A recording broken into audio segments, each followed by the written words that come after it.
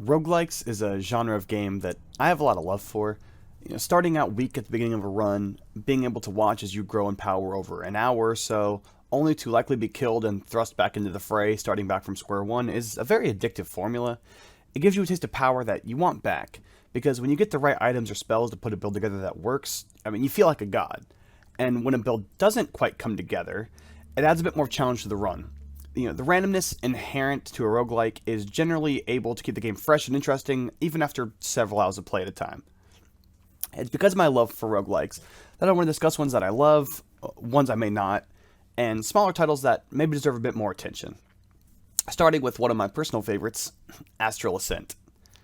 You'd be hard-pressed to find anyone that would say story isn't one of the least important parts of a roguelike.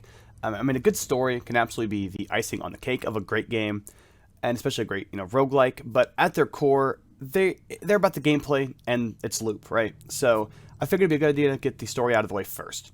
And the premise of Astral Ascent is a simple, yet intriguing one. Isla wakes up in a garden, trapped with the others unfortunate enough to find themselves here, with the majority of her memory wiped. The only thing Isla knows is that she has to escape, but to do so, she has to get through the zodiacs that guard the exit. It doesn't tell you much, and that's what's so interesting about it. You're trapped, you don't know why, you have to fight to get out. It's simple, but it works damn well. Now, when it comes to the gameplay, and when it comes to any roguelike, combat is the most important feature. And luckily for Astral Ascent, this is something the game excels at. The base of the combat is very simple. You have a basic attack, you have a signature spell for each character, and then you start with 4 of the same spell. Spells take at least 1 full bar of mana to use, and this is where the combat gets a bit different from other roguelikes, is to gain mana, you simply have to basic attack an enemy. After 4 successful basic attacks, you get back a bar of mana. So this makes for a very natural feeling combat. You weave basic attacks in between spell casts. So as long as you aren't purposely draining all your mana at once, it's easy to make sure you don't ever run low. Since spells have no cooldown, as long as you're basic attacking effectively between them, it's not too often you find yourself unable to cast. And if you are, another cast is just a few basic attacks away. Another aspect that adds a little more complexity to the combat is gambits. Every spell has the potential to hold 4 gambits, and gambits do many things, from summoning help in combat, be it spirit sword swinging with reckless abandon, or things like the adorable Yali, which shoot magic at foes, to doing things like status effects that burn or freeze. This helps a great deal towards the variety of combat, as you can try to focus towards certain types of gambits for different builds. Maybe you want a lot of allies on screen attacking at all times, or maybe you want to focus on applying freeze stacks so you can apply frostbite. It gives a ton of choice to how you personally want to approach combat. There are altars that you can select either 1 of 3 or 2 of 3 of stat upgrades that are presented to you. Things like strength, health upgrades, more mana, things of those nature. And these upgrades are permanent for the current run you're doing. So it adds a lot. If you want to focus on getting a lot of attack speed, so you can make sure you're keeping your mana constantly replenished, it adds a little bit more for you to kind of go forward when it comes to builds. Auras are the last thing that have any real effects on combat, at least in a big way. Auras are passives that can really enhance a build. Things like, spawning a meteor at cast, percent chance to inflict status effects on spell hits or casts. They're incredibly similar to gambits, but they're an overarching passive effect instead of just being on a singular spell. Now, Astral Ascent is a roguelike that uses a room system. You go into a room, you clear it of enemies, you make it to the end, or if it's not in combat room, you just exit when you're done, and then you pick a different room to travel to. Something a la like Hades. The combat rooms are where the game could go for a little bit of improvement. While the combat is incredibly fun, the rooms do lack a little bit of content. There are 2 types of combat rooms, fights and exploration. So fight is about as explanatory as it gets. You walk in, go to where the battle takes place, which is usually right next to where you spawn. You fight a couple, 2 or 3 waves of enemies until they're dead, and then you get the reward, you leave. This is absolutely fine in concept. The only thing that it struggles with is its variety. Pretty much the only type of fight rooms are just completely flat floors that they'll occasionally throw a platform or a wall in the air here or there, but it's about as basic as it can get. But that being said, with the combat being as enjoyable as it is, this is something that doesn't really annoy me about the game personally, but I would understand how it would for others. It's just never really dragged the experience down for me. And explorations are the second type of combat room. These ones are also pretty simple. You just run through a small level, killing enemies as you go until you reach the end. The nice thing about them, though, is this is where you can spend keys. Keys are an item that you primarily get as a reward for clearing rooms, and the only place you can spend them is at the chest equivalents in this game. These show up at least once per exploration, and in them you can either get Pavo's Feather, which increases your spell levels, or you can get an altar and then, choose stat upgrades out of them. So they're simple rewards, but they're both very effective. As Pavo's Feather, whenever you increase a spell level, it makes you do 20% more damage.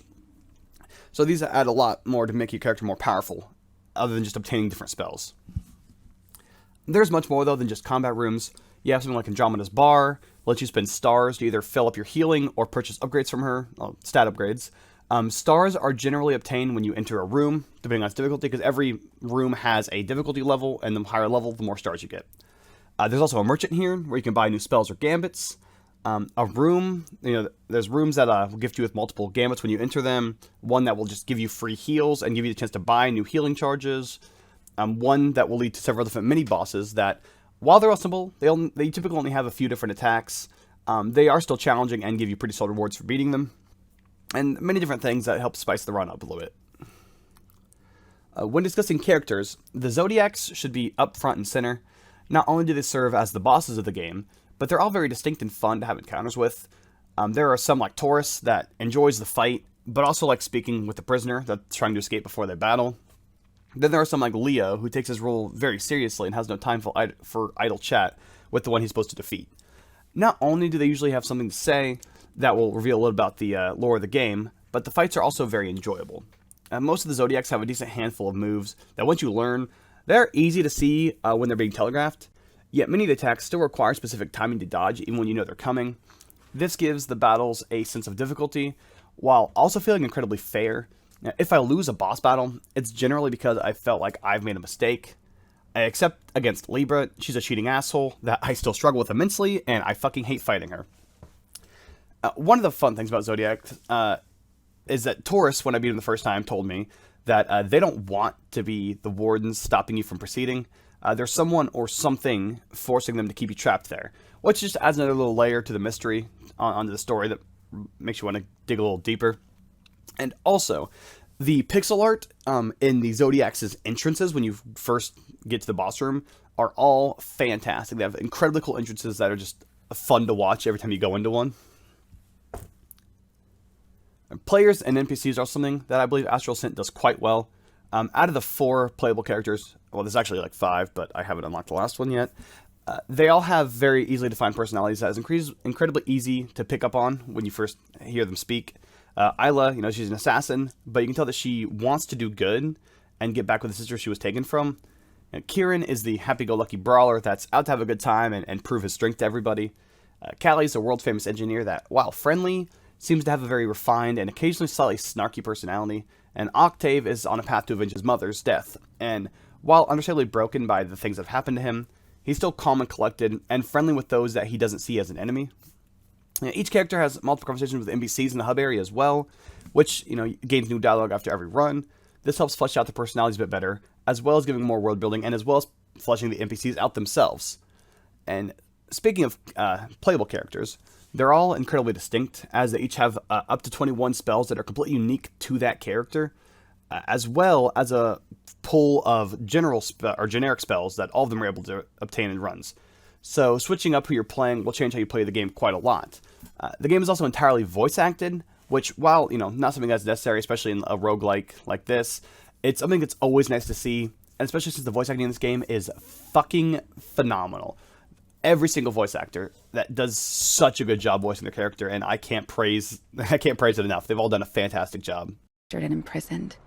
No way out but through these Zodiacs. Today is my day to join the fight. My friends outside, I've seen your face often. Respect. You must be Ordon, right? Walking into the monster's den. So foolish, Octave. When is the last time you took a shower? Just idle curiosity. Don't worry. All in all, Astral Ascent is a very high-tier roguelike in my book. It is very fun and addicting combat, a beautiful world, characters that you want to learn more about, and a story that really draws you in from the start and makes you wonder how it's going to end. So, like I said, I really cannot recommend this roguelike enough. If you have any interest in them at all, You have to give this one a try. You absolutely will not be disappointed.